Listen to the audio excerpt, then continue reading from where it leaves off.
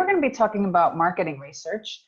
We're going to be seeing how the need for market research is established, the classification of marketing research, the different types, the entire marketing research process, and we're going to go through a SWOT analysis as well. So first, what do we need in order to establish the need for marketing research? Before we even define a project, we have to evaluate whether market research is required or not.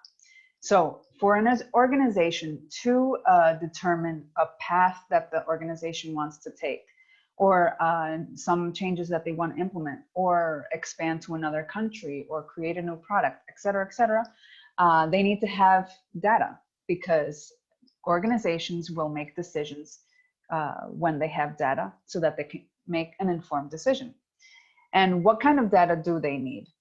Various, depending on the purpose of the research, various data like the number of customers, percentage of customers, sales, market size, the number of competitors, et cetera, et cetera.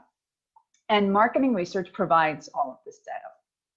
So in order to establish, first we have to see if, for example, it's not something that is new, like I want to expand to the market in Asia, for example, or I want to diversify my product range. If there is an actual issue happening with sales, then a good monitoring system will actually alert the marketing manager that there's something going on. It could be something like there's a problem with stocks, or there's a product that is defective and you have to recall the product, etc. So these problems, when an alarm goes off, let's say, the marketing manager will determine if research is needed. So actually the systems are put in place so that there are constantly little hints, or shall we say alarms, that can go off if specific criteria are met. And sometimes marketing research actually isn't needed because there's information already available. Perhaps one of the global research companies like Nielsen, for example, has that data that you can purchase from them, or there's not enough time to actually have market research carried out, or there are no resources available, etc. So to begin with, why is marketing research carried out in the first place?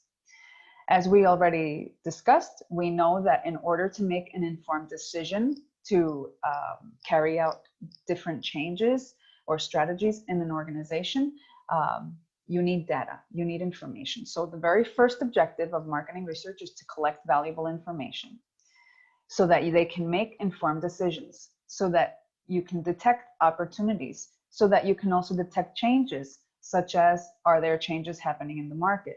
Are there changes happening in the consumer? Are there changes happening in the distribution channel? When we look at marketing research, we can classify into different kinds of marketing categories. The first one is problem identification research, and then the other one is problem solving research. We'll go into detail about problem solving research, and I will also touch upon problem identification research in just a minute. So obviously, when we talk about marketing, we have to talk about the marketing plan, because the marketing plan in itself is a number of different marketing research studies that have been carried out in order to create that marketing plan. So for example, a few of the marketing research studies that are part of the marketing plan are studies such as competitor research, segmentation and consumer research, research of the actual sector, the country, the region. You can break it down and fine tune as much as possible. The SWOT analysis.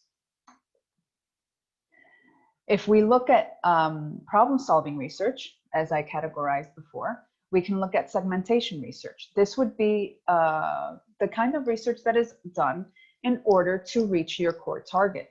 So you can use various data in order to pinpoint who your core target, shall we say, potential client is. You can say whether they live in a specific country, whether they have a specific age, education, socioeconomic status, etc. What this kind of research does is that it helps you pinpoint what clients you want to attract. So for example, you may say, well, I want to attract 30-something-year-old women with that wear glasses, but I will not want to attract older males who wear glasses. It depends on the product and the purpose of your research. Then there's also product research. Before you launch a product, obviously there's a lot of R&D that goes into it and a lot of investigation in order to see what the acceptability will be in a specific market of that product. So there are product research studies that can be carried out, like for example, focus groups.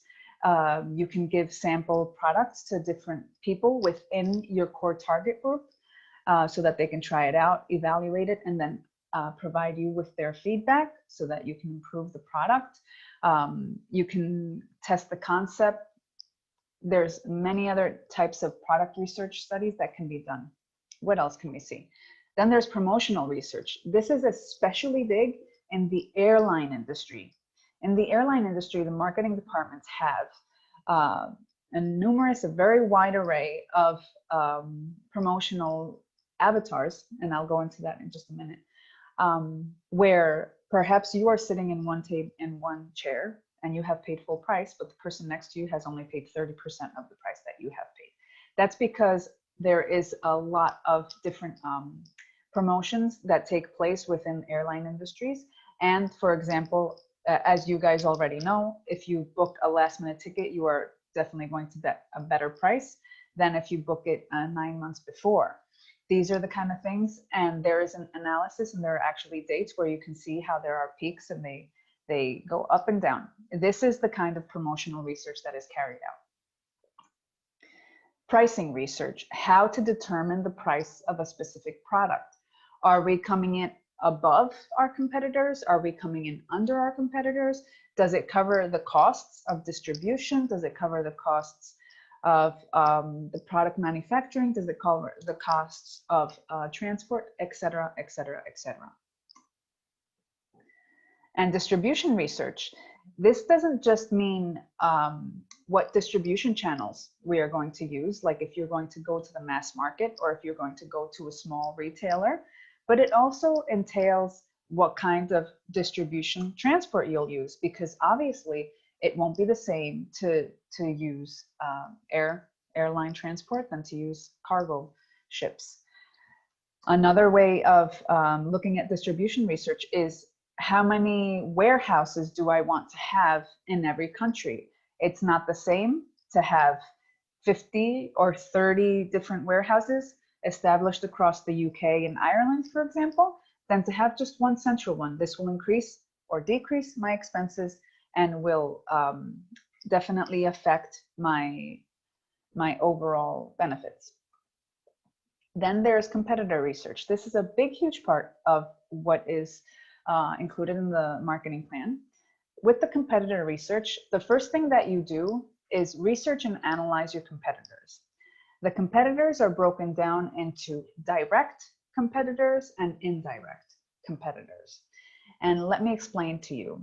For example, if I am opening up a store that specializes in selling women's lingerie, top grade, let's say very high quality women's lingerie that costs over 100 euros for woman's brassiere, all of my direct competitors will be the stores in my area that sell high quality brassieres that cost over 100 euros.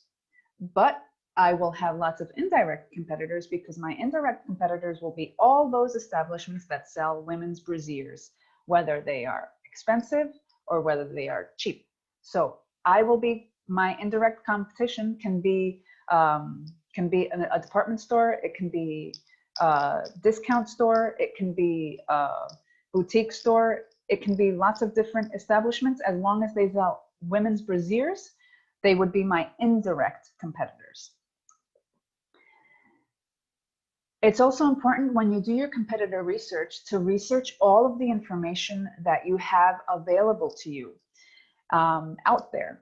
On research online, look at the social media, look at websites, look at the customer feedback, look at their process, their sales process.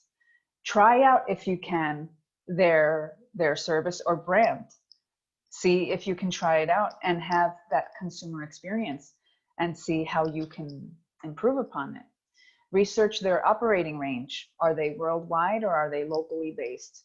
Research their target group. Perhaps their target group isn't the same that you are thinking of, so you won't be actually direct competition. For example, perhaps I am selling women's brasiers that are over 100 euros, but I have specialized in women who are very busty, because women who are very busty have lots of problems in finding pretty brasiers. They're all for women who are over 85. So perhaps when you go and see your competition, you see that they are catering to women of all sizes, and they're not specialized in women with big busts. So it's very important to also determine your competitor's target. Then think of their sales process. Perhaps you are creating an e-shop and they have an in-person store, a normal shop. So then they again wouldn't be your direct competition. And then look at the sales channels. The sales channels will be different based on the kind of business that you have created. Like I said, if it's an e-shop, it will be different and the sales process will be completely different than if you're at a store. It's very important that you determine who the benchmark is in that industry. And when I say benchmark, it's the point of reference to which all the others will be compared. For example, when we think of technology, when we think of cell phones, who automatically comes to our minds? Apple. And we may or may not be fans of iPhone, but they're definitely leaders, and they are the benchmark against which all others are compared against. Then research also your competitors' strong and weak points. And the idea is that once you have created this research study and you have carried it out, you can see where they have their weaknesses, where they have their strengths, and what you can improve upon in order to be more successful.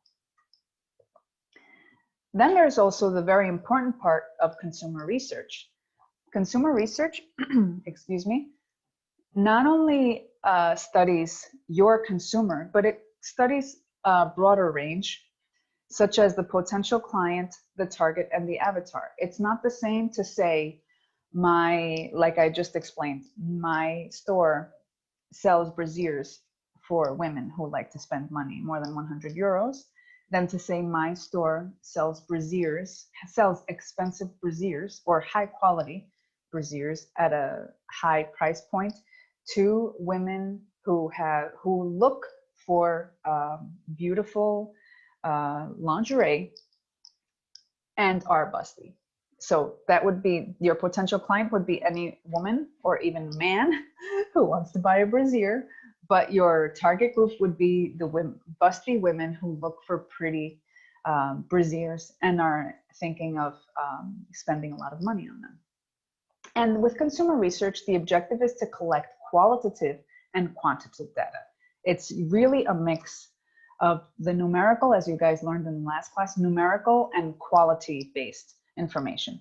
And this includes data such as demographics, where do they live, how old are they, what do they do they have a car, personal preferences, do they have a dog, for example, do they like to live in a house or do they live in an apartment, education, do they have a college degree or perhaps they are working in a profession, what age are they married, single, do they have children, don't they have children, what are their hobbies and interests, do they like to go boating every weekend perhaps, and what is their profession, maybe they don't work, maybe the fact that they don't work is an important fact for your consumer.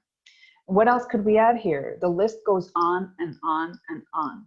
The idea in consumer research is that once you have carried out the research, you can determine and really pinpoint your core target group and create an avatar. I'm not going to go into detail, but an avatar is like, you guys can remember the movie Avatar by Steven Spielberg. It's a recreation of a real life person that you can come up with which helps to really understand the consumer that you are selling to. It helps to understand their motivations, and it helps you to talk to them and to sell your product in a much more effective way. So for example, your avatar could be, this lady could be Susan, who is 30 years old. She doesn't look like she has a very big chest here, but she does. She's always hiding it. She doesn't like to wear brassieres that make her feel like her grandmother because they're very ugly, but she always has problems finding pretty ones. We can go really into detail. She lives in a house and she likes to drive around. She's married and she's already had 2 children. You can go as much into detail in order to properly create an avatar of your specific consumer. And there's no need to just limit the product or the business to one avatar. You can have various avatars. In the wedding planning academy that I used to collaborate with, we had 4 different avatars of our target client. So it's really very effective in order for you to sell properly, because every avatar will help you determine how to talk to them, how to sell to them, and you may be using different languages and different sales tactics in order to obtain the same result, which is that they purchase your service or product. So now we're going to get actually into the marketing research process. This is going to be a bit long, so I'm going to be right back with part 2 of this video. Bye-bye.